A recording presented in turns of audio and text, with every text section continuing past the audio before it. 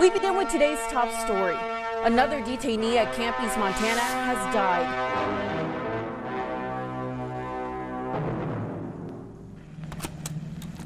And for the first time in over 100 years, a violent eruption is underway.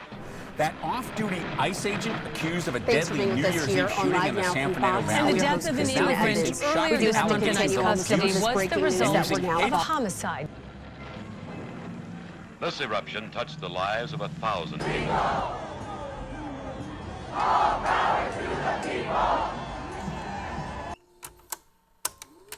Destroying homes and valuable lands. A rare sight as a volcano erupts in the backyard of a home with devastating results. What the fuck? They killed him? Did they fucking kill that guy? Are you fucking kidding me, dude? The lava rivers that flow over the land cause most of the damage. They may move swiftly, or they may just inch along, but nothing can stop their forward march.